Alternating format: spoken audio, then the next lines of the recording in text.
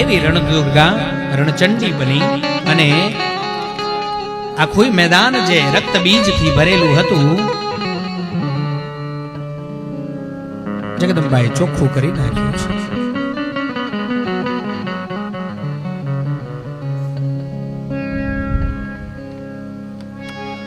વ્યાસજી કહેવા લાગ્યા છે, નિશંભો નિશ્ચયં કૃત્વા મરણાય જવાય વા.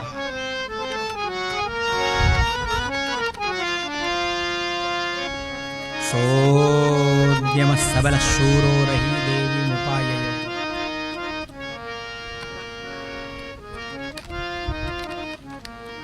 જીવાય કે મરાય એક ધ્યેય, એકમાત્ર ધ્યેયને ધારણ કરી અને નિશુંભ મોટી સેના લઈ અને ભગવતી જગદંબા પાસે પહોંચ્યો છે. શુંભ પણ પોતાની સેનાને લઈ અને સમરાંગણની અંદર આવી પહોંચ્યો છે.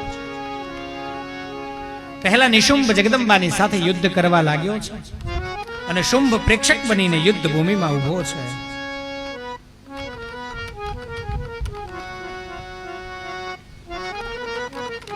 આમણે પણ કેટલું જ્ઞાન લીધું છે, બહુ સારી સારી વાતો કરી છે. આ નિશુંભ એમ કરી અને એકાએક ચંડિકાની સામે ધસ્યો છે. અભિમાની દાનવો ગદાથી સિંહના મસ્તક ઉપર પ્રહાર કરી અને પછી ધીમું ધીમું હસીને દેવી ઉપર પ્રહાર કર્યો છે. પણ જગદંબાએ એ પ્રહારને ચૂકાવી અને ઉભેલા નિશુંભ ઉપર ક્રોધિત થઈ અને જગદંબા બોલવા લાગ્યા છે, મૂઢ!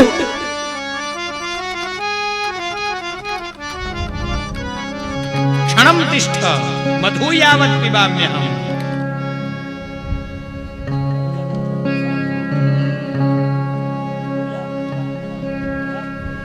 ગર્જ ગર્જ ક્ષણમ મૂઢ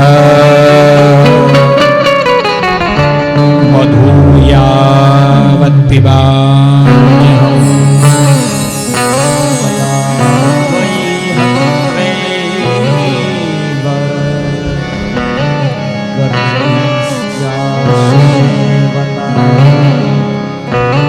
શાસ્ત્રકારો અહીંયા બે અર્થ બતાવે છે. સરળ અર્થ કરીએ તો જગદંબા પ્રશ્વેદનું બિંદુ જગદંબાને ઉતર્યું એટલે આપણે નહીં જો કીધું પાણી એવી રીતે જગદંબાએ થોડો રેસ્ટ લઈ અને આ નિશુંભને કહ્યું છે, ગરજ ગરજ ક્ષણમ, તારે જેટલી પાડવી હોય એટલી રાડો પાડી લે. મધુ યાવત પિબામ્યહમ, આ મધનો મારો કટોરો પૂરો થાય ને ત્યાં સુધી તારે જે બોલવું હોય તે બોલી લે. આ એક સરળ અર્થ છે અને શાસ્ત્રકારો એનો ગુઢાર્થ એવો કરે છે, મધુ યાવત પિબામ્યહમ એટલે જ્યાં સુધી હું સરળ છું, જ્યાં સુધી હું મીઠી છું, જ્યાં સુધી મને ક્રોધ નથી આવ્યો ને ત્યાં સુધી તારે જે પણ કંઈ કરવું હોય કરી લે. એક વખત જો મને ક્રોધ આવ્યો ને, જો આ દૈત્યો આવા છે ને તોય જગદંબા વાત્સલ્યવત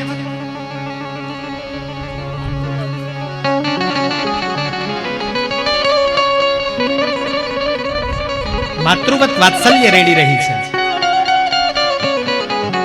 માં પણ પોતાના દીકરાને શું કહે, અરે ઉભો રહેજે હો તું, બસ આટલું જ કે. ઓલો ઉભો રહે નહીં અને માં વારંવાર આવું કહ્યા કરે, પછી આવી ટેવ પડી જાય.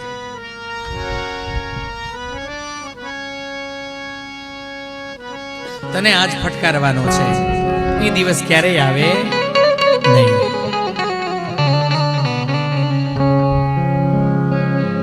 ક્યારેક ક્યારેક થોડું થોડું ફટકારાય હો, વાંધો નહીં. સહેજ જેવી રીતે સમજે એવી રીતે સમજાવવા જોઈએ,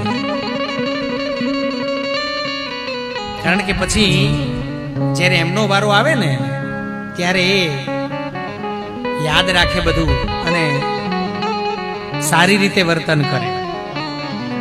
એટલા માટે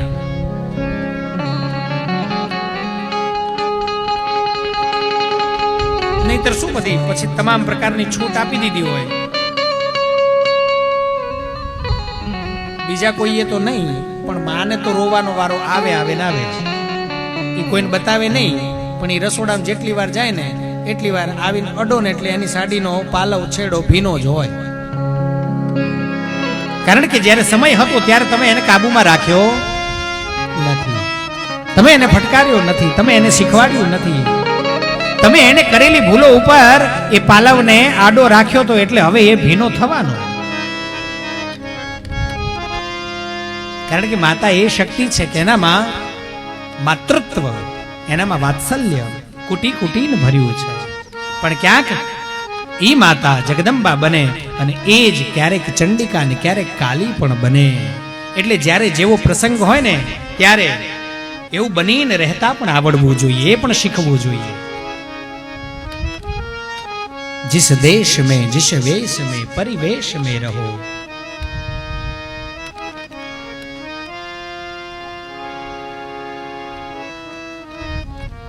કારણ કે ઘરની પૂજાનું જે દાયિત્વ હોય ને એ પણ ઘરની જે શક્તિ જગદંબા હોય ને એના હાથમાં જ હોય. પુરુષને બની શકે ક્યારે દીવો કરવાનો સમય ન મળતો હોય, એટલે જ્યારે જ્યારે એની પાસે બેસો ને ત્યારે એને પ્રાર્થના કરવાની કે મારો પરિવાર છે ને એ હંમેશને માટે એક દોરે પરોવાયેલો રહે. બસ અમને મૂકીને કોઈ જાય નહીં ને અમે કોઈને મૂકીને જવાની ઈચ્છા કરીએ નહીં ને આવો દિવસ ક્યારેય અમારા જીવનમાં આવવો જોઈએ નહીં. પૈસા હશે કે નહીં હોય, ખાવાનું હશે કે નહીં હોય. જોકે દેવી ભાગવત સાંભળી છે એટલે જગદંબા કૃપા કરવાની, એમાં બે મત નથી. પણ એક સમય કદાચ કંઈ નહીં હોય પણ ઘરના જ્યારે બધા સાથે મળીને બેઠા હશો ને ત્યારે એક એક ગ્લાસ પાણી પીને સૂઈ જશો ને તો એમાંય મજા હશે, એમાંય આનંદ હશે, એમાંય પ્રેમ હશે, એમાંય સ્નેહ હશે. પણ બધું હોય ને બધાય અલગ અલગ રખડતા હશો ને ત્યારે કોઈને ઠીક છે ભોગને ભોગવશો, પણ એ ભોગને ભોગવવું એ આનંદ નથી, એ સ્નેહ નથી, એ પ્રેમ નથી, એ તો જડતા છે. અને ખોટી સંગ્રહિત કરેલી સ્વચ્છંદી પણાની જે આમ તો ખોટું સ્વચ્છંદી પણું એટલે બધું જે ઢાંકેલું હોય ને બધું એ વખતે ઉજાગર થાય. તને કહું છું 2 દિવસથી મને તાવ આવે છે. સાંભળ, મને દવા તો મારે જવું છે રમવા, મારે મારા ફ્રેન્ડ્સ ના ઘરે જવાનું છે. તું દવાખાને જઈને બતાવી આવ ને. હવે જે નાનો હતો ને પથારી પલાળી મૂકતો તો અડધી રાત્રે 3 વાગે તાવ આવ્યો હોય ને તો એ રસોડામાં દોડતી, કલાકોના કલાકો સુધી એની પાસે બેસી રહેતી, એના માથે હાથ ફેરવતી, અને તોય એને તાવ ન ઉતરે ને એટલી દવાખાનું ખુલવાની રાહ જોઈને બેઠી હોય. જઈને ડોક્ટરને ધધડાઈ નાખે, આખી રાતનો તાવ આવ્યો છે, તમે બીજું બધું એક બાજુ મૂકી દો, પેલા મારા દીકરાને જોઈ લો. અને ઈ તમને જ્યારે 3 દિવસ સુધી તાવ ચડ્યો હોય ને એમ કે મારે મારા ફ્રેન્ડ્સના ઘરે જવાનું છે, મારે પાર્ટી છે, મારે ફલાણે જવાનું છે, મારે આમ કરવાનું છે, તું તારી રીતે જઈને દવાખાને બતાવી આવજે. ત્યારે સમજવાનું કે આપણા સંસ્કારો આમાં ઉતર્યા નથી. એવા સંસ્કારહીન આ બંને ભાઈઓ જગદંબાની સામે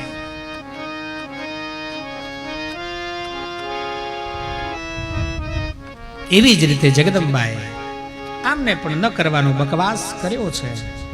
પહેલા શુંભ અને પછી નિશુંભ બંનેને કાલિકા, ચંડિકા અને અંબિકા ત્રણેય થઈ આ બધી શક્તિઓને સાથે લઈ નૃસિંહી શક્તિ, વારાહી શક્તિ, વૈષ્ણવી શક્તિ, કૌમારી શક્તિ, આ બધી જગદંબાઓની શક્તિ છે. બધી ભેગી મળી અને શુંભ અને નિશુંભનો અંત થયો છે. શ્રી અંબે.